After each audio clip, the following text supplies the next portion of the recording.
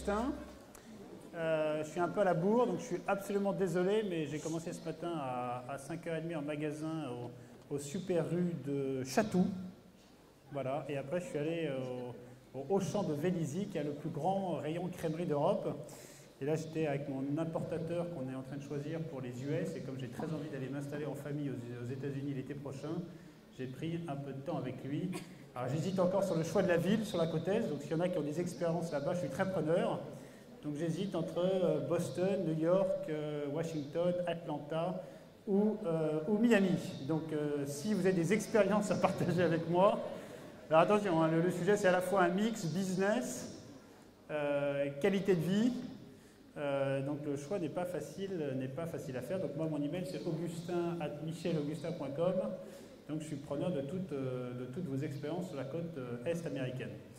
Donc j'ai 38 ans, j'ai la joie d'être marié avec Victoire et d'avoir 5 enfants. Voilà. Est-ce qu'il y en a qui ont des enfants ici? Et c'est un début, j'espère que ce n'est qu'un début, parce qu'il faut peupler la France. Voilà, l'aîné a 11 ans et ça prend pas mal de temps, mais c'est quand même le plus important dans la vie, c'est quand même ce qu'on construit personnellement. Donc n'oubliez pas votre vie de famille. Donc très rapidement, donc je crois que Joanny l'a dit, donc moi j'étais assez mauvais à l'école. Ça tu l'as dit ça ou non? J'étais mauvais à l'école? Non. Donc j'étais pas bon à l'école, je suis parti à la fac, j'ai adoré la fac, j'ai fait un bidoc éco anglais à Nanterre, après je suis passé à Sudoku Paris, Strat au Club Med, j'ai monté une première boîte en sortant du Club Med dont j'ai jamais compris l'activité. C'était une boîte qui faisait des logiciels d'optimisation de process industriels basés sur des algorithmes de logique floue. Voilà. Donc ça, c'est le seul truc que j'ai retenu, mais là où j'ai eu un peu de chance, c'est que ça a été une vraie expérience d'entrepreneur. J'ai fondé cette boîte, on était 12, j'étais pas du tout leader, mais sauf que j'étais soi-disant directeur du marketing et directeur commercial. C'était 11 polytechniciens qui étaient cofondateurs avec moi. Et moi, j'y suis resté 9 mois, donc j'ai pas fait grand-chose. On s'est pas mal engueulé entre associés, donc j'ai su en tout cas ce qu'il ne fallait pas faire pour une prochaine expérience. Et la chance que j'ai eue, c'est que cette boîte a été, moi j'en suis sorti au bout de 9 mois, parce qu'on ne s'entendait plus du tout. C'était une expérience humainement qui avait été très compliquée, parce que c'était assez violent entre nous, et je voulais apprendre un vrai métier de mes 10 doigts. Et donc c'est là où, un peu par hasard, j'ai pas fait de thérapie profonde pour savoir pourquoi, mais c'est là où, un peu par hasard, je suis allé donner un coup de main au boulanger en bas de chez moi, qui était à l'époque rue Notre-Dame-des-Champs, à Paris, et que j'ai commencé à porter des sacs de farine et à faire le four. Et c'est lui, Jean-Christophe, qui m'a dit « Écoute Augustin, c'est sympa là, mais au lieu de batifoler, tu devrais essayer de sanctionner cet apprentissage que tu fais dans le monde de la boulangerie par un diplôme ». Et c'est lui qui m'a formé au diplôme de CAP boulanger que j'ai brillamment eu, or que c'était quand même pas gagné, avec une épreuve pratique de 7 heures. On vous demande de faire 42 baguettes, 36 croissants et même un décor sur pain. Moi j'avais fait une vigne avec, sur une grosse miche de pain. Et c'est en sortant de cet examen du CAP boulanger qu'on a eu l'idée de faire le guide des boulangeries qu'on a fait un peu plus tard avec Michel. Moi je suis parti après chez Air France. Chez Air France, donc moi c'était la filière un peu tourisme, hein, le Club Med c'était très sympa, je voulais après voyager un peu. Et donc chez Air France, et là c'était une boîte sur laquelle j'avais fait un super stage en Espagne. Et en fait je me suis retrouvé au siège à Roissy. Et en fait j'y ai bossé 3 mois, j'ai vu que ça intéressait personne ce que je faisais, mais vraiment personne. Donc j'y suis resté quand même 18 mois de plus, histoire de beaucoup voyager. Donc là j'ai fait plusieurs fois le tour du monde avec ma femme. Et le jour où les pilotes, dans l'avion, on prenait quasiment pour le pilote quand je rentrais dans l'avion, là je me suis dit je vais arrêter. Donc là j'ai quitté Air France par un super truc qui s'appelle le congé création d'entreprise. Quand on dit qu'en France, il n'y a pas beaucoup de mesures pour l'entrepreneuriat, c'est faux. Le congé création d'entreprise, c'est comme un truc super. À peu près tout le monde y a le droit. C'est-à-dire que tu es dans une boîte, tu as monté une entreprise, tu peux en partir et si jamais ton entreprise ne fonctionne pas, tu peux revenir au poste que tu avais précédemment. Donc Air France, moi j'y suis resté 2 ans et j'ai quitté pour, donc après avoir fait le tour du monde, j'ai fait effectivement avec mon copain Michel le tour des boulangeries de Paris. Donc moi-même j'ai visité les 1263 boulangeries que compte Paris pour faire un guide de référence. Hein. Toujours pareil, vous voulez faire un guide sur le vin, tu n'as aucune chance, tellement il y a d'offres, tellement il y a d'experts. Et là, devant vous, très modestement, vous avez l'un des experts mondiaux du pain, parce qu'il n'y avait personne qui a fait le job avant nous. Et donc, effectivement, après avoir passé une année à visiter les 1263 boulangeries de Paris, on est arrivé à un niveau d'expertise en termes de dégustation produit qui était quasiment unique. Et encore aujourd'hui, on a des Japonais qui prennent le premier vol qui arrive à 4h45 sur CDG et qui arrivent à la bananerie avec des baguettes cuites la veille à Tokyo pour avoir notre avis. Voilà, donc quand vous voulez faire quelque chose, il faut juste être certain que ça aussi, c'était un degré d'innovation, c'est-à-dire faire quelque chose que les autres n'avaient pas fait avant vous. Donc ça, on a fait un an. Michel, lui, était vexé que j'ai un double diplôme, Subdoco Paris, CAP pâtissier, CAP boulanger. Donc lui, il avait que Subdoco Paris. Donc lui, il est parti à l'INSEAD à Fontainebleau. Et pendant que monsieur était à l'INSEAD, moi, j'ai toujours sur moi un truc qui s'appelle Chasseur de papillons. J'ai depuis assez longtemps. C'est un petit bouquin, maintenant, c'est sur mon BlackBerry, sur lequel je note en permanence les ressentis que j'ai. C'est-à-dire les ressentis consommateurs, citoyens, tout ce qui me passe par la tête. C'est vraiment un petit truc, je griffonne tout le temps dessus. Et donc j'ai des milliers de lignes écrites. Et il y en avait une qui disait, écoute, j'ai envie un peu à l'image de la marque que beaucoup de gens connaissent ici, Ben & Jerry, que moi j'avais rencontré quand j'étais ado et que je passais mes étés aux US. C'était une marque qui m'avait profondément touché parce qu'il y avait vraiment de l'humain derrière, des gars passionnés. Même si l'histoire, une fois qu'ils ont été rachetés par Unilever, est un peu moins jolie, moi je m'étais dit, tiens, c'est quand même dingue, quand je fais mes courses rue du Poteau, là, je ne sais pas ceux qui connaissent Paris 18e, là, il y a la mairie, la rue du Poteau, moi je faisais mes courses au Franprix, là à gauche, et quand je faisais mes courses chez le Franprix, je trouve que, la plupart des produits qu'on achetait en grande conso à l'époque, c'était des produits qui étaient vraiment, il fallait un prix Nobel de chimie pour comprendre ce qu'il y avait dedans. Alors que moi, je fais pas mal de pâtisserie, parce que j'avais fait aussi des cours de pâtisserie pour adultes par la mairie de Paris le soir. Et quand je fais de la pâtisserie chez moi, comme ceux qui en font ici, vous utilisez des ingrédients souvent nobles, qui sont simples et que tout le monde a dans sa cuisine, dans son frigidaire ou dans son placard.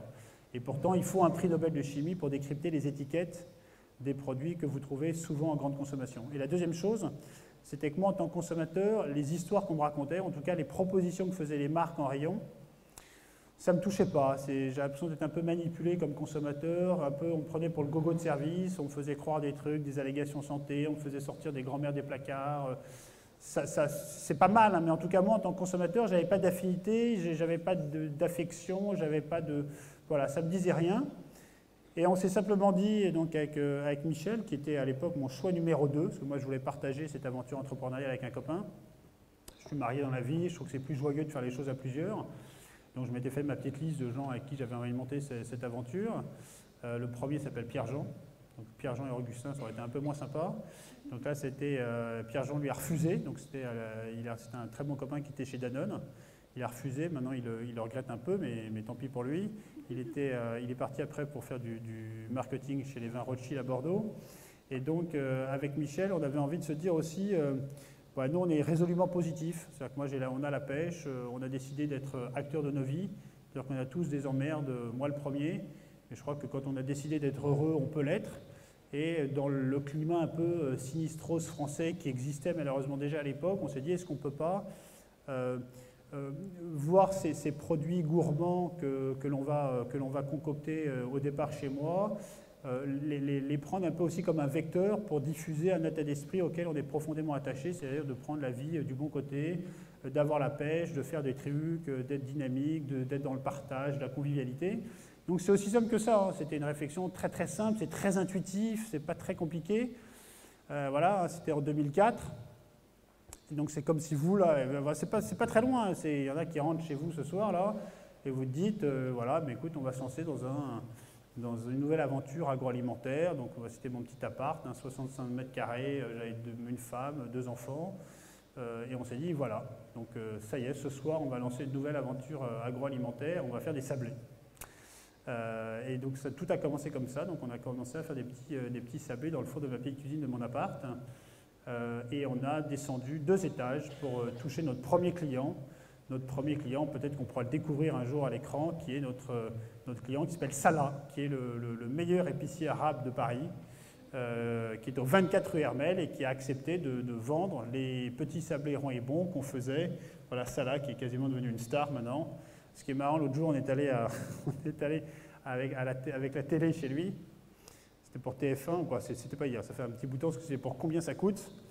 Et Salah, donc on l'avait prévenu en disant on va venir avec la télé pour un petit tournage, il dit super, etc. Et Là, tu le vois en photo, il est à peu près normal, et donc il nous accueille, puis tout d'un coup, il disparaît, Salah. Et on se dit, merde, il est passé où? Puis il revient 5 minutes après, il était en smoking. Voilà. Donc Salah avait sorti le smoking pour la télé, pour combien ça coûte sur TF1. Donc il était un peu grand, le smoking. Mais voilà, donc Salah, qui a été le premier à accepter de vendre et de nous donner un coup de main. Voilà, pour simplement, donc c'était des petits sablés qu'on faisait dans le four de ma cuisine. On avait acheté des petits sachets plastiques. Hein. On avait acheté aussi une thermosoudeuse artisanale sur Raja. C'était un acte d'achat de 65 € à l'époque. Et voilà, donc c'est ça. Là, c'est même avant la thermosoudeuse que ça c'était fermé avec des raffias. Et on imprimait des petites étiquettes chez moi. Et puis voilà, on avait un petit bac en osier. Puis il y avait, je crois qu'à l'époque, c'était 1,50 € ou 1 € les petits sablés rangs et bons. Donc le premier point de vente, ça a été Salah. Le deuxième point de vente, c'était Haïfa, qui est traiteur asiatique rue du Poteau, là juste à côté du Franprix. Après, on est allé au cellier de la Butte, rue Colincourt. On est allé au vidéoclub de la Butte. Alors là, c'est très fort, parce que je ne savais même pas qu'elle existait encore, cette photo. Ça, c'est le Point Soleil. Donc on s'était dit, pour se faire remarquer, pour que les gens nous découvrent, il faut être dans des points de vente un peu atypiques. Donc d'où cette stratégie puissante du Point Soleil, où on est rentré au Point Soleil avec Michel, et les types nous ont pris pour les témoins de Jéhovah et ont failli appeler les flics. Donc voilà, donc on a commencé à être connus dans le quartier, dans le 18e, comme un peu les deux scouts attardés qui faisaient des sablés chez eux. Mais il se trouve que ça commençait à bien fonctionner. Après, voilà, nous, toujours pareil, une stratégie un peu escargot, on se fait connaître là où on est, on essaye d'être vraiment incontournable localement. Après le 18e, on est passé dans le 9e, on est passé de l'autre côté de la Butte, donc côté sud. Et le problème, c'est que chez moi, ça a commencé à devenir un peu petit. En plus, j'avais encore donc, ma femme et des enfants, donc ça, je les ai après expatriés à Boulogne-Billancourt. J'ai gardé l'appart et on a sous-loué la chambre de ma fille à des copains qui ont monté une super boîte qui s'appelle Urban Football, je ne sais pas ceux qui connaissent, qui font du football en salle. Donc chez moi, c'était trop petit, et là, on a eu la chance, c'est qu'on a un copain boulanger qu'on avait rencontré par le guide des boulangeries, hein, tout s'explique, il y a toujours un fil rouge, qui s'appelle Arnaud Delmontel, qui est rue des Martyrs, qui lui fermait sa boulangerie le mardi, et donc très gentiment, il nous prêtait son fournil le mardi, donc on récupérait la clé au café en face, et là on commençait à fabriquer sur des pétrins de 60 litres, Michel, moi, puis après j'ai commencé à exploiter mon petit frère, qui était lui étudiant, à SAS, puis après avoir exploité mon petit frère pour gagner en capacité de production et en main-d'œuvre, donc on a fait appel à quasiment tout à SAS, donc on s'est retrouvé jusqu'à 40 au sous-sol de la boulangerie d'Arnaud.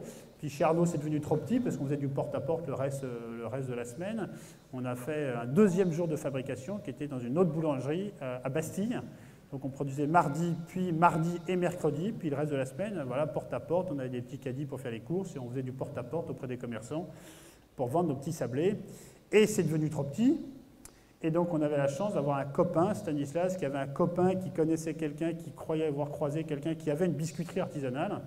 Et donc là, après 1 an et demi, on a loué au Black une petite biscuiterie artisanale à 2h30 de Paris. Et donc là, pareil, c'était une biscuiterie qui fermait le vendredi à 13h et qui réouvrait le lundi matin. Et donc nous, avec Michel, on a commencé à 2, puis on est monté jusqu'à 60. C'était que des étudiants au départ de Paris, puis après c'était près du Mans, donc c'était des étudiants du Mans. Et donc là, on produisait à la mano, non-stop, des petits sablés ronds et bons dans cette biscuiterie artisanale. Et on dormait de l'autre côté de la Nationale, dans un hôtel qui m'a donné une grande leçon de marketing, parce que l'hôtel disait, son slogan, c'était « Une étoile en vaut 2 ». Voilà, donc c'était un bon slogan marketing. Donc je vous invite à aller découvrir cet hôtel qui est au bord de la Nationale, donc du côté de Sablé-sur-Sarthe. Il s'est passé un truc important quand on faisait toute la journée nos petits sablés, c'est qu'on allait acheter nos déjeuners à l'Intermarché et de Sablé-sur-Sarthe, et on achetait du taboulet Pierre Martinet et du Yop. Et le Yop, en fait, moi je suis un fan absolu de produits laitiers, et sauf que ma femme est ingénieure agro spécialisée en produits laitiers, et que donc le Yop, je me disais, c'est dingue parce que tu n'achètes plus ça par... je trouvais plus le produit terrible. Je trouvais que c'est hyper liquide, très sucré, un peu artificiel. Alors pourtant, il y a une époque, j'adorais Yop, et je me dis, c'est quand même con, là tu fais des sablés, mais moi j'aimerais sortir aussi un yaourt à boire, mais une espèce d'Agendas du yaourt à boire, le truc vraiment waouh, quoi, le truc qui envoie. Et là, on a commencé à regarder le marché. très simple, hein. On s'est baladé dans les supermarchés, on a vu qu'à Paris, il n'y avait rien, ou de la MDD, mais il n'y avait vraiment rien de terrible. Et là, pareil, hein, tu peux te dire, il n'y en a pas parce que ça n'intéresse personne, mais moi, j'en voulais un, donc on s'est dit, on va en faire un. Donc là, alors là, c'est un peu plus compliqué parce que j'avais acheté une petite yaourtière au vide-grenier d'Angerville-la-Martelle dans le 76. Mais là, tu n'as pas le droit, malheureusement ou heureusement, de concocter des yaourts chez toi et de les vendre. Pour des questions, vous savez ça aussi bien que moi, pour des questions de normes sanitaires. Et donc, il faut un agrément sanitaire que je n'ai pas réussi à obtenir dans mon appart. Et donc là, on s'est dit, on va plutôt essayer d'inventer une super recette de yaourt à boire. Et est-ce qu'on va acheter ou monter une usine tout de suite? Écoute, non, parce qu'on ne sait pas si ça va marcher.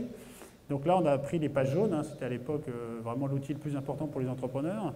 Et là, on a pris toutes les laiteries de France et on a trouvé quelqu'un qui était capable de fabriquer selon notre recette, selon notre cahier des charges. C'était un tout petit faiseur qui était à 2 heures de Paris aussi. Et donc là, ça a été pour nous un changement de modèle assez important parce qu'on produisait nous-mêmes les sablés, on les vendait. Et quand on a voulu donc se lancer sur le marché du yaourt à boire, déjà on ouvrait pour nous un deuxième type de produit, qui était un autre rayon, qui était une autre logistique, autre chose. Et surtout, au lieu de produire nous-mêmes, on a confié avec beaucoup de soin nos recettes à quelqu'un qui allait produire pour nous. Et on a été à l'époque un peu attaqué sur ce choix-là, en disant ouais, là, les Michel Augustin, c'est vraiment c'est des trublions, mais ils ne produisent pas eux-mêmes, c'est que du marketing. Et je peux vous dire que 8 ans après, on a 7 partenaires, hein, qui sont des partenaires qui vont de 5 millions d'euros de chiffre d'affaires à 200 millions d'euros de chiffre d'affaires. C'est à chaque fois des partenaires avec qui on prend un grand plaisir à bosser. C'est des super équipes derrière. C'est une même philosophie. Et c'est qu'ensemble, on a quand même des grands sujets en France aujourd'hui, c'est comment fabriquer, concevoir et fabriquer des produits en France que le monde entier nous envie. Et je peux vous dire à quel point il y a des gens en France qui ont des talents de production, des gens qui savent vraiment très très bien produire, mais qui sont très mauvais en marketing et en vente. Et nous, on ne sait pas produire, ce n'est pas notre métier, et c'est qu'ensemble, par la complémentarité des talents, qu'on peut s'en sortir. À notre petit niveau, on ne fait que 25 millions d'euros de chiffre d'affaires, le marché du yaourt c'est 2 milliards en France, donc on est vraiment tout petit, mais in fine, on fait bosser quand même 7 partenaires, 7 usines, hein, qui sont des usines, en France, une à Maillat, dans la banlieue de Porto, et c'est cette complémentarité de talents entre eux qui savent très bien produire, nous qui savons bien concevoir, parce que toutes les recettes sont inventées par l'équipe gérée par Dorothée, par Emmanuel, par Charlotte, par Anne-Laure, qui ont toutes leur CAP pâtissier, et c'est inventé dans notre cuisine au cœur de la bananeraie. Et une fois que les recettes sont au point, on a un savoir-faire aussi d'aller chercher des partenaires qui sont capables d'exécuter exactement nos recettes, d'aller sourcer la matière première qu'on a choisie, et c'est ensemble qu'on est capable de faire des belles choses. Voilà, donc c'était une année importante pour nous, c'était 2006, l'année de la vache à boire, parce que donc changement de modèle, on confie la fabrication, donc on va se concentrer sur la conception des recettes et le marketing et la vente, et au lieu de faire uniquement des sablés, on s'est lancé aussi sur le domaine de l'ultra frais, donc crèmerie, avec les yaourts à boire. Et en fait, l'histoire aussi du yaourt à boire, c'est un truc assez rigolo, c'est que c'était donc 2000, je crois que nous on a sorti nos premières vaches à boire en juin 2006, j'étais en vacances au mois d'août 2006 en Ardèche. Et à l'époque, je lisais les petites annonces de Libération. Vous savez, je ne sais pas ceux qui lisent Libération ici, il y a des petites annonces, et j'étais tombé, c'était vers le 20 août 2006, je tombe sur une petite annonce de Libération, et je vois un type qui écrit « J'ai perdu mes vaches à Paris, je les cherche, aidez-moi », et il y avait le nom d'un blog. Je me dis, c'est marrant, t'as quand même des mecs qui sont totalement frappadingues pour écrire ce genre de truc. Et donc là, j'appelle à la bananeraie, je tombe sur Jeanne, et je dis, Jeanne, écoute, c'est marrant, là, j'ai vu un truc sur Libération, tu devrais, est-ce que tu peux regarder ce que c'est? Donc Jeanne va voir, je ne me souviens plus de l'adresse internet, du blog, et Jeanne me dit, écoute, laisse tomber, le mec est complètement cinglé, bonnes vacances. Donc ça y est, donc on passe à autre chose. Moi, je reviens de vacances. Je ne sais pas pourquoi, je vais voir le site. Et là, je me dis, écoute, ouais, laisse tomber, Jeanne avait raison, le mec est complètement cinglé, il cherche des vaches à Paris au mois d'août, j'ai autre chose à foutre, bref, je ferme la fenêtre. Et je ne sais pas pourquoi, j'y retourne. Je me dis, je commence à devenir cinglé moi-même. Et là, je me dis, tiens, il y a une adresse email, je vais lui envoyer un petit email, je lui dis, écoute, bonjour Gérard, je m'appelle Augustin, je trouve que je suis revenu à Paris après des vacances, j'ai laissé femme et enfants encore en vacances, donc je suis assez dispo. Si tu veux, je peux t'aider à chercher tes vaches à Paris, je suis ton homme. Et là, je lui envoie le mail et à peine je lui envoie que je reçois une réponse quasiment automatique en disant merci Augustin, c'est super, voilà toutes les affiches, les flyers que tu peux distribuer, avec des pièces jointes comme ci, comme ça. Je me dis tiens, le mec, pour être cinglé, il est quand même super organisé. Et moi qui suis, je veux dire, mais vraiment zéro informaticien, je clique sur les propriétés, clique sur la souris droite là et je prends les propriétés du mail et je vois que ce mail-là avait transité par des serveurs qui appartenaient à des agences de buzz marketing et ça, je me dis tiens, c'est quand même marrant. Et au même moment, je me souviens, c'était la même journée, je sortais d'un rendez-vous chez Monoprix avec mon acheteuse crèmerie à l'époque qui s'appelait Alice Olivero et qui me dit attendez les mecs, là, les vaches, j'en peux plus, tout le monde me parle de vaches en ce moment. Donc on se dit tiens, il y avait soi-disant un gros lancement d'une marque de vaches qui arrivait en même temps que notre vache à boire. Donc on creuse un peu le truc, et là on s'aperçoit que nos amis de Danone annonçaient, après avoir acheté la marque Stonyfield Farm aux US, annonçaient le lancement de la marque que certains connaissent, mais que personne n'achète, qui s'appelle Les Deux Vaches. Donc on découvre le truc, on avait quelques copains chez Danone qui nous remontent un peu l'info, puis on se dit tiens, quand même il y a une similitude très très forte entre ce qu'ils font et ce que nous on fait. Pas tant en termes de produits, mais en termes d'esprit marketing, en termes de ton éditorial, etc. Et on se dit, tiens, ils ne sont pas très sympas parce qu'ils ne nous ont même pas prévenus. Ils font une grosse conférence de presse le mercredi 6 septembre. Nous, on ne nous a pas invités. C'est vraiment pas sympa parce qu'entre vaches, on pourrait être solidaires et se donner un coup de main. Et donc, on apprend qu'ils font cette grande conférence de presse. C'était rue des Saints-Pères, mercredi 6 septembre 2006. Donc, ils ne nous ont pas invités, et donc on s'est dit, nous on est sympa, on va leur souhaiter la bienvenue. Et donc la veille, je me souviens très bien, c'était rue de Pondichéry à la Bannerette 2.0, on a une Kangoo qui était entièrement brandée Michel Augustin, avec notre vache en énorme, et là on commence à concevoir et à découper dans du carton une vache géante, voilà, une vache géante qui est là, et qui disait la vraie vache chez moi. Et on avait fait des tests aérodynamiques rue de Pondichéry pour savoir jusqu'à quelle vitesse on pouvait rouler pour que la vache ne s'envole pas. Enfin, c'est ça le job d'un patron, c'est savoir à quelle vitesse ta vache s'envole. Donc on est arrivé en disant jusqu'à 25 km/h ça va à peu près. Et donc on s'est dit on va se mettre rue des Saints-Pères. Alors rue des Saints-Pères, on ne pouvait pas se garer. Donc en fait on arrivait à des quais de Seine, là, on prenait la rue des Saints-Pères tout doucement au warning. Puis dès qu'on était un peu loin, on allait vite, on faisait le tour et on revenait comme ça. Donc ça, c'était à partir de 7h du mat, les journalistes étaient invités à 8h30. Et on avait mis aussi toute notre équipe, à l'époque, on devait, je ne sais pas, être à peine une dizaine. On avait à l'époque, je ne sais pas pourquoi, notre tenue vestimentaire un peu officielle, c'était des combinaisons un peu de Cosmoto, travaux publics en orange, je ne sais pas si on a vu photos. Et on s'est dit, on va distribuer des vaches à boire à tous les gens qui passent. Et avec un peu de bol, on va bien toucher tous les journalistes qui vont à la conférence de presse. Donc à tous les passants, on était avec notre combi orange et on distribue des vaches à boire en disant voilà la vraie vache c'est ça, et on avait écrit une petite lettre qui souhaitait, avec un ton un peu ironique, on avait écrit une petite lettre à la vache américaine de Danone, signée les deux vaches, signée la vraie vache de Michel et Augustin. Et la première, mais c'est vrai, hein, et Lisa qui était dans notre équipe distribue la première vache, et je veux dire la première personne qui reçoit une vache, c'était Franck Ribou, qui venait à pied, Franck Ribou, donc PDG de Danone, qui arrivait à pied à sa conférence de presse. Et donc, il est arrivé à sa propre conférence de presse avec une vache à boire dans la main, Michel Augustin. Et il est clair que les 100 journalistes qui ont participé à cette conférence de presse, moi, je n'étais pas dedans, et on avait quelques amis qui étaient dedans, avaient tous une vache à boire à la main et la copie de la lettre qu'on avait distribuée. Donc la première question qui a été posée à Franck Ribou, c'était est-ce que vous annoncez le rachat de Michel Augustin? Bref, tout ça pour vous montrer. Bon, nous, on s'est bien marré déjà, parce que c'était un peu de préparation, et qu'on s'est mis dans la poche les 100 journalistes qui étaient là, en disant tiens, ces mecs-là, c'est sympa, ils font des bons produits, ça change un peu du traditionnel. Et donc c'est comme ça qu'en fait, ça a été un peu le premier coup de projecteur qu'on a eu, parce que le lendemain, c'était les portraits dans Libération, dans Figaro, patati patata. Et ça a été très vite fait, parce que dans la foulée, on a eu un portrait dans le Figaro Magazine. Et le Figaro Magazine qui vient nous voir donc à la Bananeraie 2.0 rue de Pondichéry fait un portrait très classique. Et je lui dis, écoute, au photographe, c'est sympa, mais je sais pas, j'avais un espèce de fantasme. Moi, c'était personnel, c'était de me mettre nu sur les quais du métro. Et là aussi, c'était un fantasme vraiment enfoui et lointain.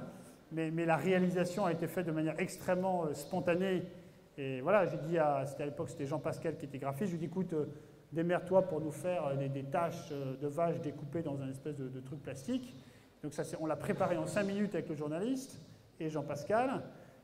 Et j'ai assouvi donc mon fantasme en me mettant sur les quais du métro avec Michel, donc métro mode Piquet-Grenelle qui était à 50 mètres de la Bananeraie 2.0.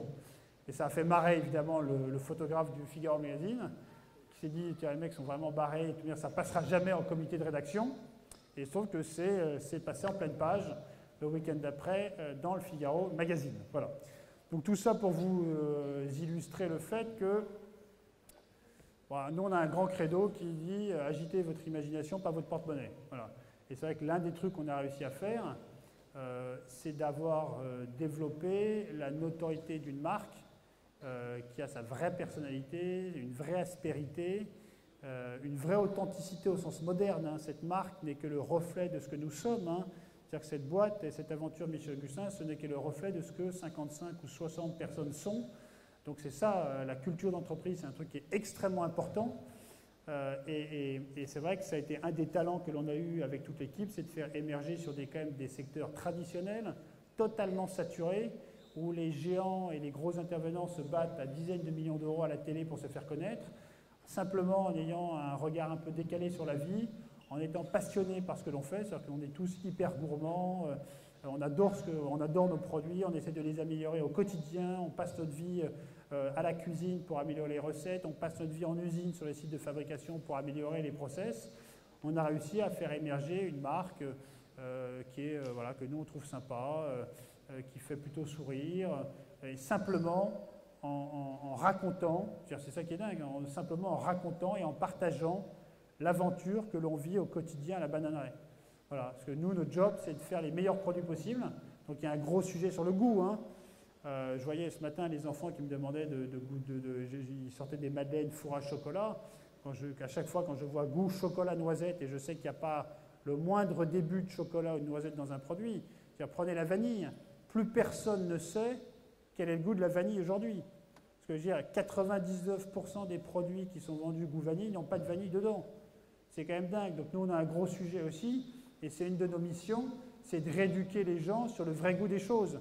C'est-à-dire tu prends, et encore ma sœur l'autre jour qui me faisait la réflexion en disant mais t'es sûr, c'est vraiment meilleur tes produits, parce que c'est quand même 4 fois plus cher que Yop.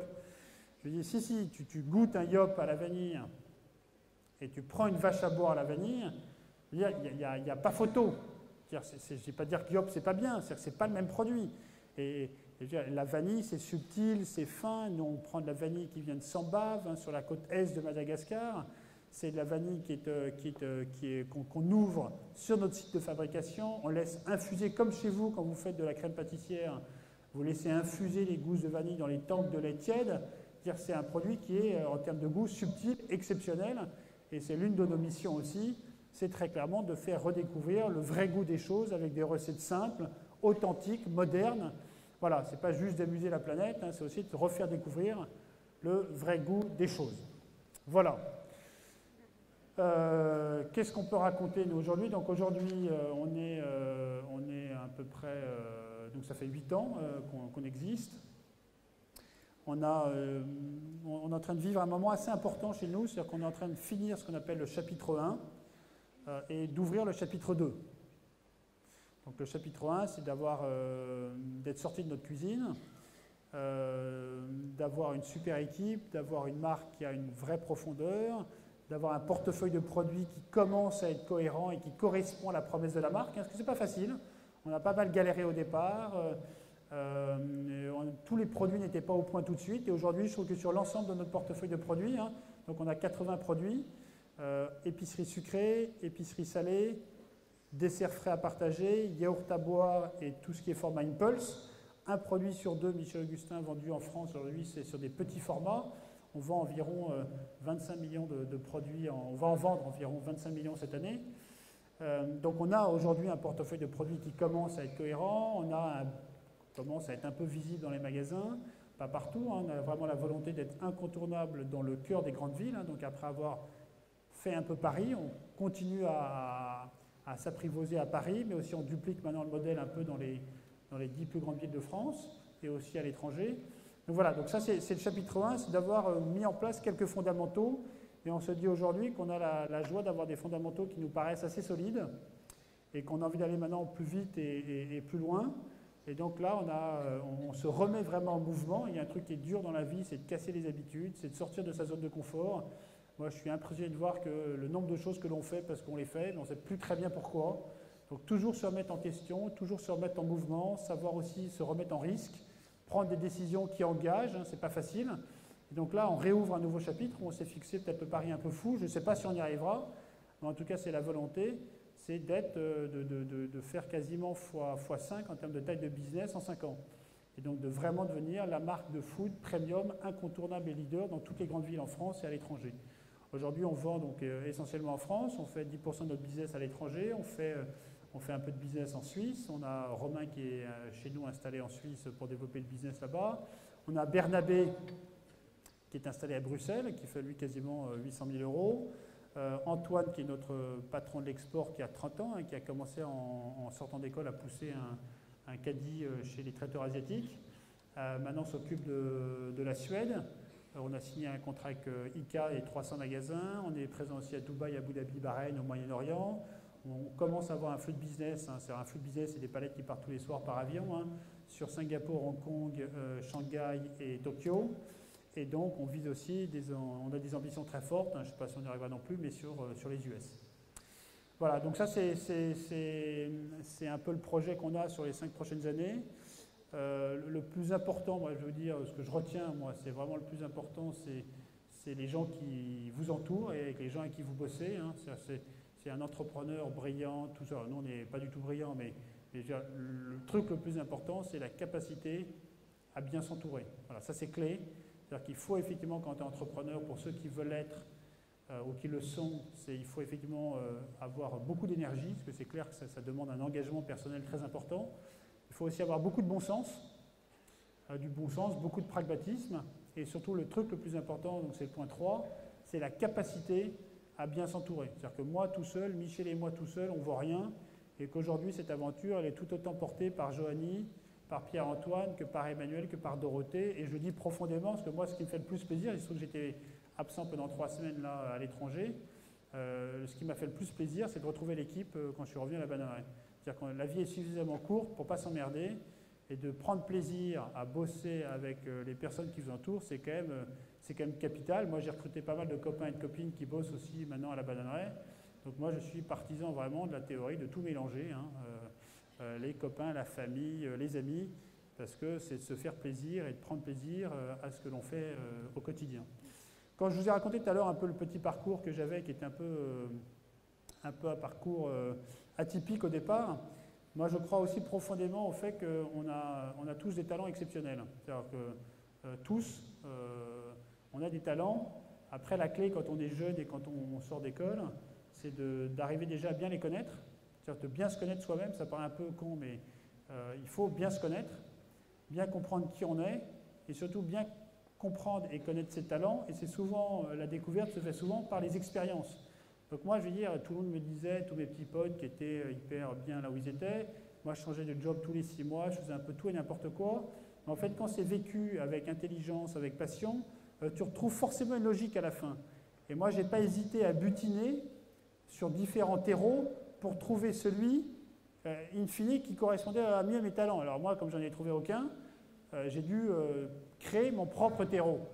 Mais surtout, n'hésitez pas, je veux dire, avec intelligence, avec passion, à multiplier les expériences pour découvrir vraiment qui vous êtes et, in fine, trouver le job qui vous plaît. C'est-à-dire que c'est quel type de fonction, c'est quel type d'entreprise, c'est quel type de taille d'entreprise, de secteur, dans quel pays.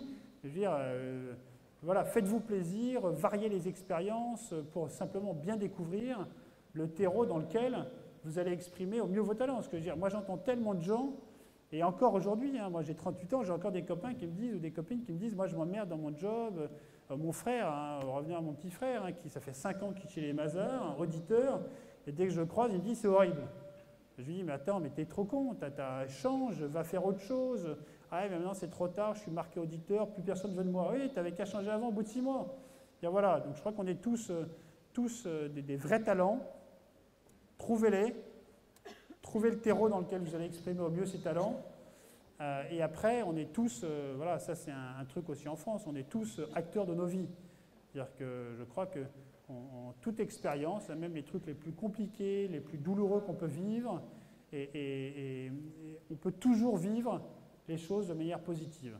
Moi, j'ai décidé, Michel et toute l'équipe, d'être profondément heureux, malgré les tuiles que l'on a. C'est-à-dire que quand le matin, tu te lèves et tu te dis « j'ai décidé d'être heureux », pas forcément facile, mais in fine, si tu y crois, tu y arrives. Voilà. Donc nous, on essaie d'avoir la pêche. Et en tout cas, je trouve que... Moi, je vous invite à venir à la Bananeraie pour ceux qui veulent. Notre Bananeraie, c'est un lieu de vie, hein, c'est là où on bosse, c'est à Boulogne-Billancourt. C'est un vrai lieu de vie, hein, c'est-à-dire qu'on a demain soir, tiens, c'est demain soir, les portes ouvertes de la Bananeraie. C'est marqué sur les paquets. C'est toqué et bavardon. On a plus de 1000 personnes qui viennent spontanément pour nous rencontrer, nous critiquer, apporter des cadeaux, apporter des recettes, goûter les innovations. Donc ça, et je me souviens, parce qu'à l'origine, le premier client qui avait toqué à la Bananeraie, c'était mon appart, parce que c'était le mec qui avait acheté son paquet de sablés chez Salah, rue Hermel. C'était Patrick Andouche, donc on est resté en contact avec lui, qui a marqué « Toqué bavardon », on est dans le partage. Donc la Bananeraie, c'est vraiment un lieu de vie. On a ce cycle de conférences, de rencontres étonnantes et détonnantes qui s'appelle « Boire une vache avec ».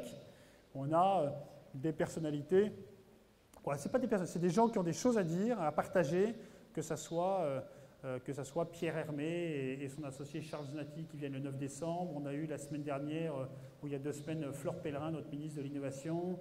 On a même quelqu'un qui est venu, je crois qu'on n'a jamais compris pourquoi elle était venue, c'était une voisine qui s'appelle Ségolène Royal. Donc elle a débarqué un jour, moi j'étais pas là, donc Michel n'a jamais très bien compris pourquoi elle était venue.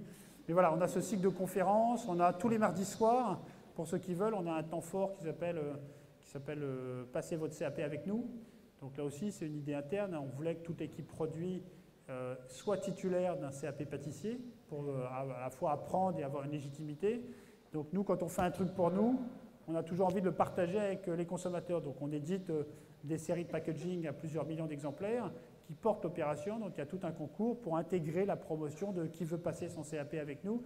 Donc tous les mardis soirs, c'était hier soir, il y a Fernando qui vient former pendant 3 heures l'équipe Michel Augustin et les gagnants du concours pour passer leur CAP. Là, c'est la 2e promotion.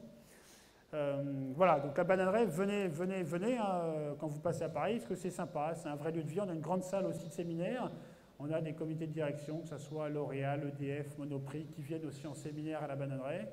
Donc c'est de temps en temps un peu le zoo. On a beaucoup de classes, de la maternelle aux classes prépa, en passant par les BTS.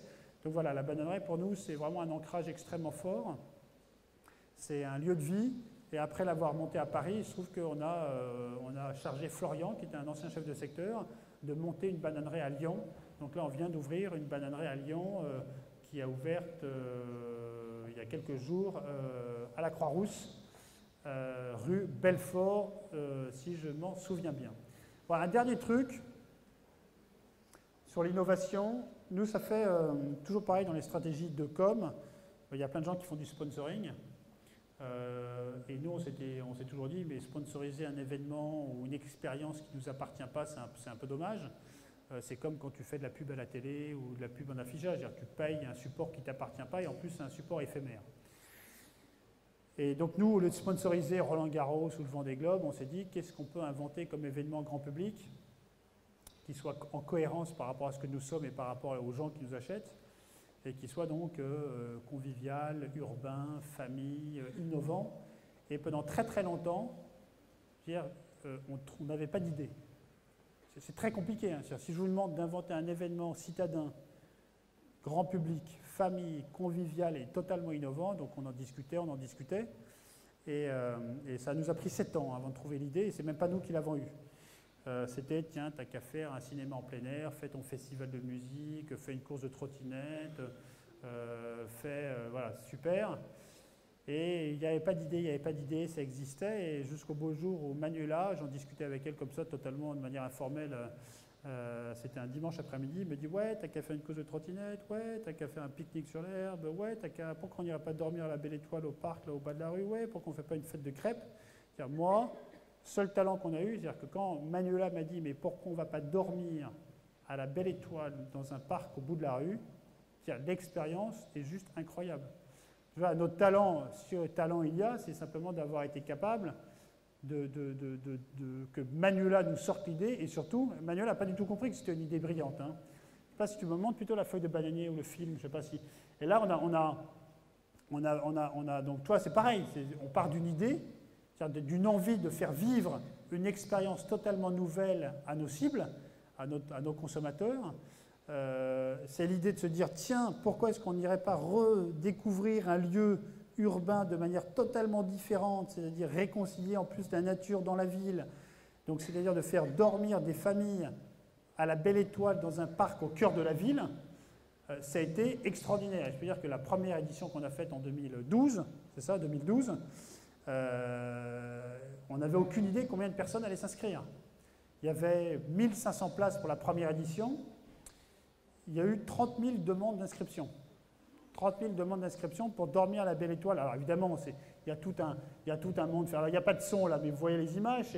Vous allez voir, et on l'a fait la deuxième édition l'année dernière. Alain Juppé à Bordeaux, là c'est des images de Bordeaux, nous a demandé de l'organiser dans sa ville. Et c'était, je veux dire, c'est incroyable. On a eu 65 000 demandes d'inscription. Juppé était au taquet, le maire de Boulogne, Baguet, était au taquet. Donc voilà, c'est juste de vous dire, il n'y a rien de révolutionnaire. Hein, c'est pas la NASA ce truc. Hein. Mais c'est Woodstock au cœur d'une ville.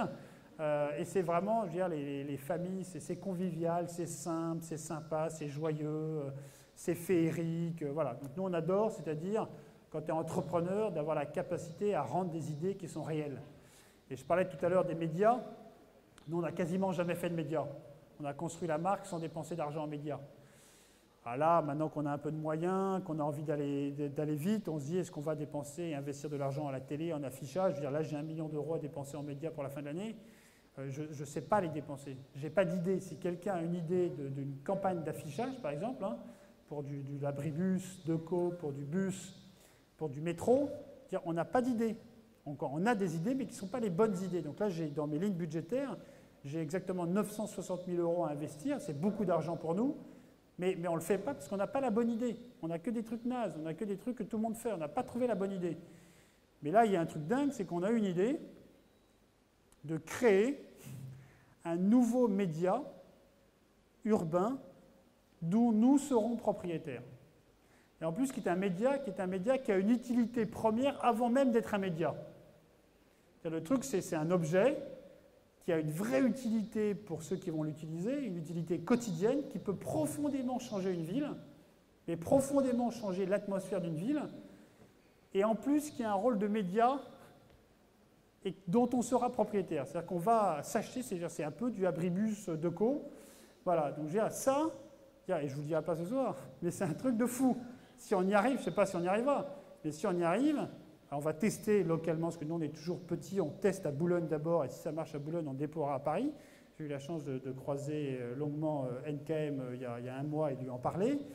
Si jamais on y arrive à Boulogne et qu'on démontre que localement, sur un petit marché, ça fonctionne, c'est-à-dire qu'on peut révolutionner l'atmosphère d'une ville comme Paris en donnant une vraie utilité, et en plus c'est un média dont on sera propriétaire, donc c'est un investissement qui est un investissement intelligent. Voilà, donc en gros c'est ce qu'on voulait partager avec vous. Faites-vous plaisir dans la vie et surtout posez des questions tout de suite. Voilà, tout de suite, sinon on s'en va.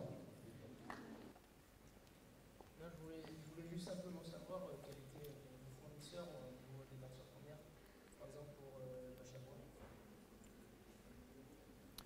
Alors, les fournisseurs, alors c'est pas les matières premières, parce que nous on achète des produits tout faits. Donc on achète les vaches à boire sur une petite laiterie qui est du côté d'Aubagne.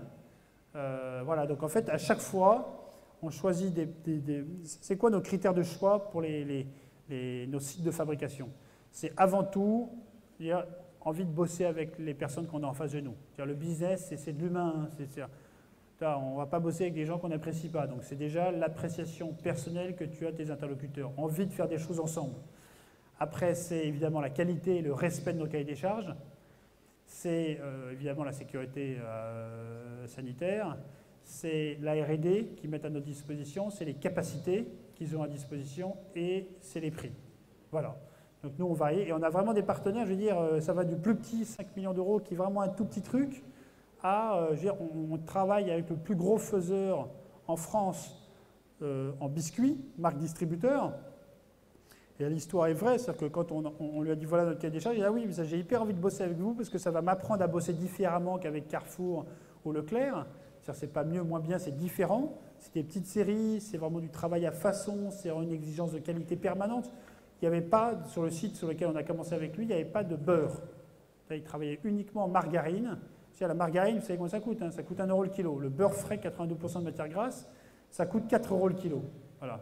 Non, on a perdu un énorme appel d'offres chez un des anciens employeurs, dont je tairai le nom, qui fait des avions qui volent, parce que pour un problème d'un pouillème de centimes. Et quand on a vu qui avait gagné, on a regardé la liste d'ingrédients, huile de colza à la place du beurre. Voilà. Donc nous, on prend des gens qui ont la même exigence de qualité que la nôtre.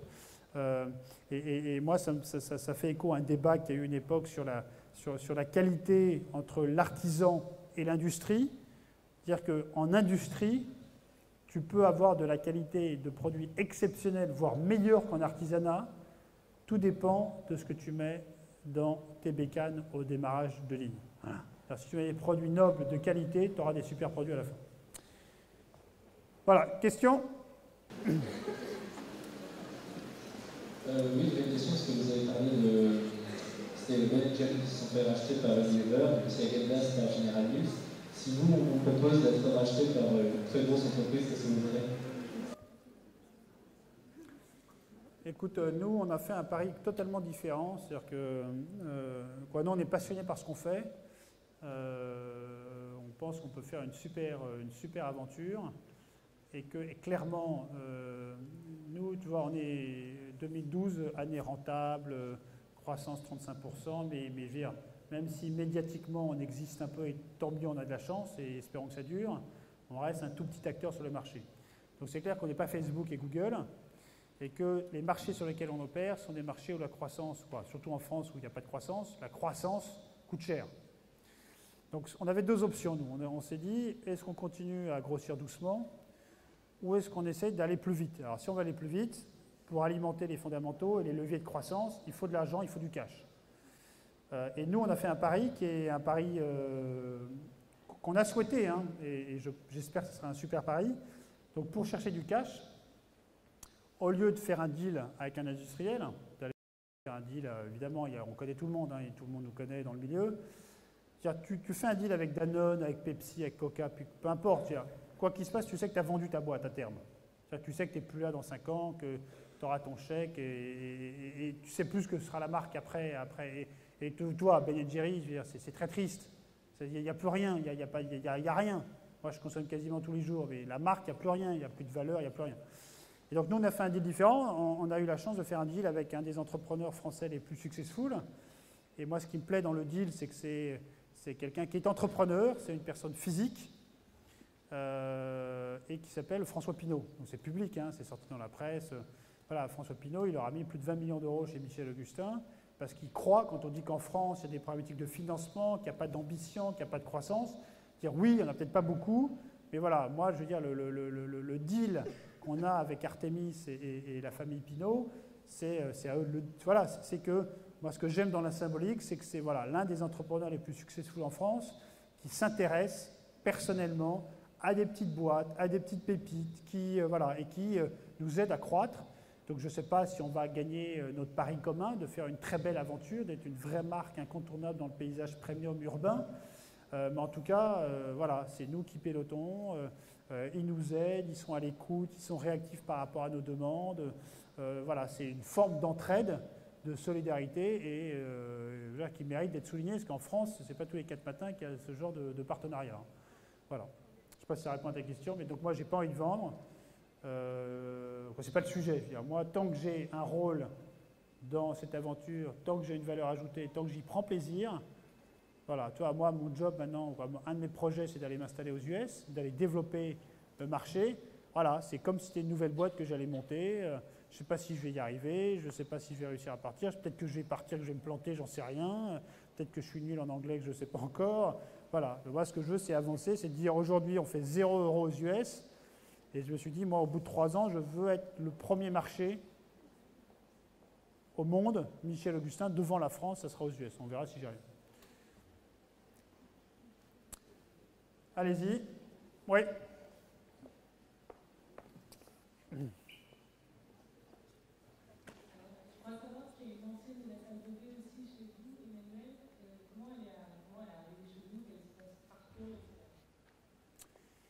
Non, je crois qu'Emmanuel est allé rejoindre son copain cette semaine en Amérique du Nord, c'est ça, non? Ouais. Donc Emmanuel nous a lâchement plantés. Donc Emmanuel, tu peux essayer de l'appeler, Emmanuel, on peut faire un petit call avec Emmanuel. Donc Emmanuel, attends, qu'est-ce qu'elle a fait Emmanuel? Emmanuel, ah oui, non, Emmanuel c'est marrant, parce que je crois qu'Emmanuel, elle a fait Fauchon. Donc partout où elle passe, c'est la cata. Fauchon, ça ferme. Non, c'est oui, c'est Fauchon. Ah, c'est Fauchon.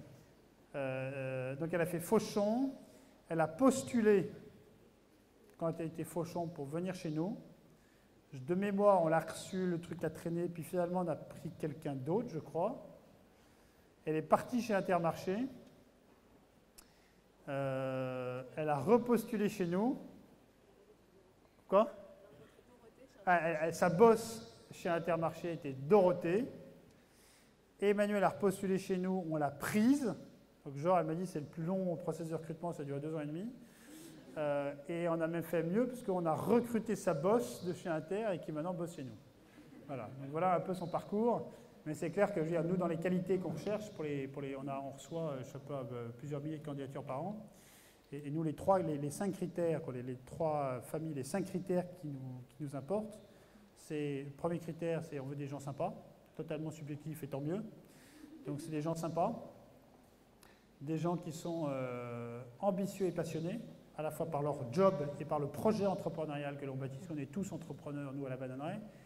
Et après, on veut des gens qui soient à la fois brillants, c'est-à-dire qui aient une espèce de vision stratégique de leur job, et qui soient malins, qui ont une capacité à faire eux-mêmes aussi. Et ce genre de critères, je peux dire que les 5, c'est pas facile à réunir, et Joanie, elle, les a. Voilà.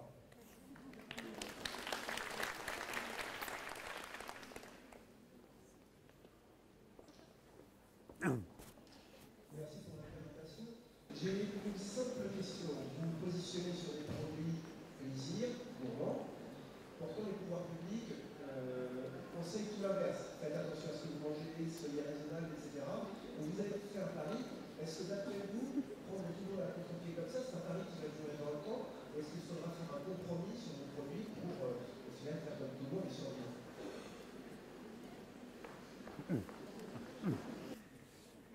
Écoute, nous, on ne fait pas de paris. On ne fait pas des paris, on fait ce qu'on a envie de faire. C'est plus simple, tu vois. Moi, en tant que consommateur, je ne crois pas, et je n'ai jamais cru, et on voit que les choses sont en train de bouger, au concept de la santé par l'alimentation, tel que certains groupes ont essayé de nous le faire croire. Moi, quand j'entends les pubs... Non, mais attends, soyons directs. C'est-à-dire que... Mais quand j'entends les pubs de... J'adore Nutella. Mais quand j'entends les pubs de Nutella, les pubs, m'expliquer à la radio le week-end ou pendant les vacances qu'il faut que je donne du Nutella à mes enfants parce que ça leur donne de l'énergie. C'est-à-dire que tu viens chez moi, tu n'as pas besoin de leur donner du Nutella pour qu'ils aient de l'énergie, les gamins. Moi, je prends Nutella parce que c'est plein d'huile de palme et parce que je trouve ça hyper bon. C'est tout. Donc moi, l'espèce d'arnaque intellectuelle et d'espèce de culpabilisation de dire « prends ça, ça te fait du bien », quoi. On sait bien qu'à part quelques cas médicaux très précis, et là je ne suis pas sur le débat médical, la seule, pour être en bonne santé et par rapport à ces modes de consommation alimentaire, c'est là le premier truc, et nous on est les seuls à le dire, c'est marqué sur tous nos paquets, c'est manger peu. Voilà, c'est simple, hein. Les gens ils sont gros parce qu'ils mangent trop. Hein. C'est manger peu. C'est manger de tout. Rien n'est bon, rien n'est mauvais. Manger de tout, buvez de l'eau et faites du sport. Voilà, ça paraît tout con, mais c'est ça. Voilà. Donc nous, c'est manger peu, de tout, buvez de l'eau et faites du sport. Voilà. C'est ça pour être en bonne santé, à part quelques cas médicaux précis.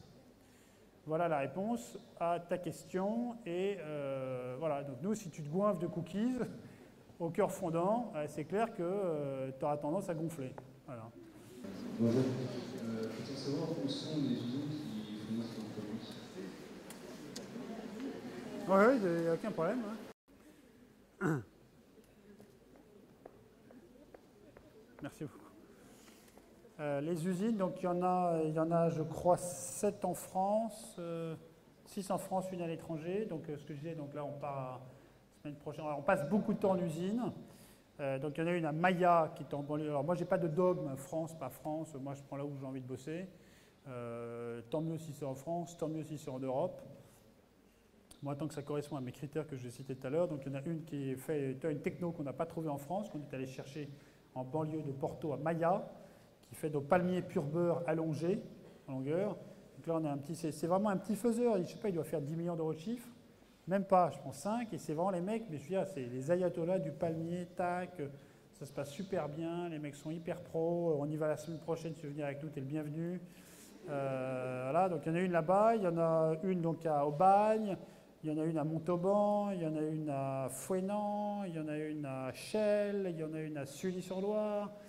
Il y en a une à Montbrison. Il y a quoi d'autre? D'ailleurs, dans la salle. Dans la salle, oui. Dans la salle, il y a qui Ophélie, voilà, qui lève la main, qui est apprentie chez notre partenaire fabricant de yaourt, ça me l'a dit juste avant. Chez lequel? Je ne dis pas. Non, voilà. Montbrison ou Aubagne? Aubagne, ben voilà. Donc Aubagne, c'est une très belle histoire. Et ça se passe très bien avec Aubagne. Donc, tu vois. Et tu fais quoi là-bas? On fait une petite discussion privée, oui. Ah, bah, qualité, c'est bien. Donc là, j'espère qu'on ne donnera pas trop de boulot. Voilà, donc voilà un peu les sites. Et voilà, ça nous est arrivé de changer par le passé parce qu'il y a des problèmes de gens qui ne voulaient pas croître à la vitesse à laquelle on allait. Donc tu vois, voilà, donc on a changé sur quelques catégories de produits parce que quand tu demandes 10 vaches à boire, c'est pas la même chose que de demander 4 millions. Donc tu as des gens qui veulent te suivre dans la croissance, d'autres que ça intéresse moins. Donc on s'adapte un peu à tous les niveaux. Voilà. Voilà un peu. Et pour l'instant, tu vois, nous, on est français, on est parisiens, donc on est ce qu'on est. Tant mieux si on fait bosser les industries françaises, tant mieux si on fait bosser les industries européennes. Voilà, moi, un de mes leitmotifs, c'est très clair, hein, je crois que... Est-ce que quelqu'un connaît ici la devise de l'Europe? Est-ce que quelqu'un connaît la fête nationale, la date de la fête nationale de l'Europe? La fête de l'Europe, pardon. Non. Donc moi, je suis profondément européen, comme vous tous, j'ai l'impression. Et, je veux dire, et ce qui est assez intéressant, c'est pourquoi moi, j'ai envie d'aller m'installer aux US. Tout simplement parce que l'Europe économique, pour nous, hein, je parle que pour nous, n'existe pas. Et c'est triste à dire. On a un bassin de consommation de 550 millions de personnes en Europe. Il me faut 27 étiquettes différentes dans 27 langues, avec 27 réglementations à se taper la tête contre les murs. Je vais aux US, je fais une étiquette, je touche 400 millions de personnes. Voilà, c'est triste, mais c'est la réalité. Quand j'entends Bernabé à Bruxelles me dire « Ouais, j'appelle pas trop parce que ça coûte cher », là aussi, c'est comment faire l'Europe, tu vois, si tu n'as pas des communications téléphoniques qui soient même prises partout en Europe. Voilà. Donc si on arrivait tous ensemble, et je crois que c'est à vous de le faire maintenant et aussi un peu à nous, que pour tout entrepreneur français, le marché naturel, ce n'est pas la France et ses 60 millions de consommateurs, mais c'est l'Europe, je peux vous dire que ça serait vraiment exceptionnel et ça nous aiderait beaucoup au niveau économique. Hein. Voilà, c'est un petit sujet sur l'Europe. On peut parler politique si vous voulez. Parce qu'il y a des trucs... Non, parce que la politique, c'est comme un truc de fou ce qui nous arrive. Hein. Oui, madame. Donc maintenant j'ai le micro, je vais en profiter. Vous parlez effectivement de développer plutôt hors frontières. Moi, ce qui me chagrine un petit peu, c'est qu'en fait, moi j'habite en province, j'habite en Normandie, et c'est juste la galère pour trouver nos produits. Donc, moi, j'ai bien entendu que vous étiez parisien. Alors, ça me choque un peu, vous êtes parisien, européen, voire américain, mais vous n'êtes pas dans les provinciaux, à part, bon, j'avais pas envie de déménager à Lyon, je vais peut-être le faire finalement, mais vous n'aimez pas la Normandie? Pourtant, il y a des vaches.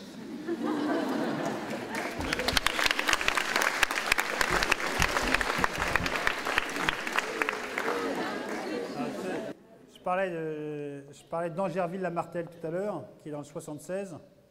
Et tout le monde sait que le 76, c'est la Seine-Maritime, et donc que c'est en Haute-Normandie. Et je trouve que je passe l'essentiel de mes week-ends dans ce très beau village qui cherche un médecin. Donc de Saint-Pierre-en-Port, à 12 km au nord de cette belle ville de Fécamp. Donc je suis manifestement pro-normand et cauchois. En fait, nous, c'est les villes qui nous intéressent, pour être très clair. Donc nous, quand je parlais de Paris, j'ai aussi dit les 10 plus grandes villes de France. Voilà, parce que si on est partout, tant mieux. Et dans la vie, il faut faire des choix, des priorités en termes d'allocation d'investissement. On a la chance et la joie d'avoir aujourd'hui une équipe d'ambassadeurs de trublions dans les 10 plus grandes villes de France. Hein. On en a 3, on a Pierre-Yves qui gère toute la partie du sud basée à Lyon, on a Nice, Marseille, Toulouse, Bordeaux, Vannes, Rouen, madame. Je vous invite à aller rencontrer Hugo. Hugo? Non, à Rouen, c'est pas... Rouen, Mathieu ou Hugo, j'ai un tour de mémoire. Lille, bref, voilà. Donc, nous, c'est les villes. Tant mieux si on peut aller au-delà des villes, mais comme on a quand même des produits... et volontairement, on n'est pas cher, on a des prix élevés, et ce qui nous intéresse, c'est le meilleur rapport qualité-prix. Hein. C'est vrai que dans des populations rurales, il y a moins d'engouement pour ce qu'on fait, c'est comme ça, c'est la vie. Après, là où je vous rejoins, c'est qu'en France, on a un gros problème de centralisation à Paris, ça c'est très clair. Même le mot que vous avez employé, hein, le mot de province, est un mot qui est très mauvais. C'est-à-dire c'est Paris et le reste de la France, et c'est très mauvais comme mot. Hein. C'est très mal ce que vous avez dit. Donc, voilà, donc ça, effectivement, moi je suis pour une décentralisation des grandes métropoles. Il faut arrêter ce parisianisme aigu. Mais sauf que moi, je suis parisien, j'ai grandi à Paris, porte de Clichy, et que j'adore aussi les 10 plus grandes villes de France et l'étranger, chère madame. Oui.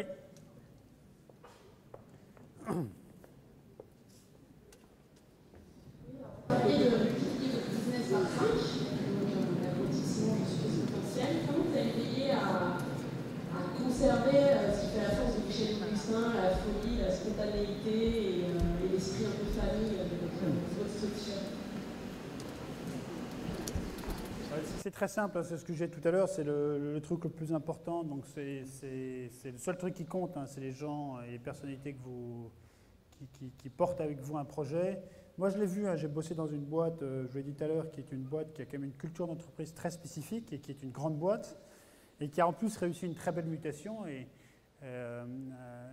c'est le Club Med. Tu vois, donc, en fait, l'espèce de fantasme de dire t'es gros, t'es pas bien ou t'es méchant ou t'as perdu ton âme, ce qui compte, c'est la qualité des gens que vous recrutez, la façon dont ils se nourrissent du projet personnellement, la façon dont ils portent.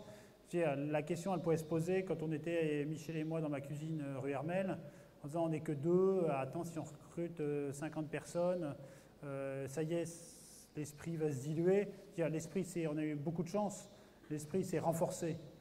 C'est-à-dire que, voilà, donc moi je crois que c'est... Et ça, c'est clair qu'il faut être très vigilant. C'est nous, on a eu des échecs de recrutement, des gens qu'on a recrutés qui ne correspondaient pas du tout à ce qu'on attendait, qui n'étaient pas heureux chez nous. Je veux dire, c'est la vie. Moi, je ne suis pas là à satisfaire tout le monde, hein. Mais c'est très clair que de trouver les bonnes personnes qui s'épanouissent dans le terreau et qui portent et qui vivent cette culture d'entreprise. Nous, n'importe quelle personne qui vient à la Banneret ou qui rencontre des trublions se disent « Waouh, voilà, les mecs sont... Voilà, c'est sympa, c'est détendu, c'est pro... Voilà, donc je veux dire, choisissez bien les gens qui vous entourent parce que c'est quand même la clé du bonheur et du succès. Alors peut-être qu'on n'y arrivera pas, mais voilà, nous, on a quand même 2 personnes dédiées, Aurélie et Julie au RH, sur une boîte de 55 personnes. Hein, c'est beaucoup parce que c'est vraiment très, très, très important. Voilà, encore quelques questions et après on va boire une vache.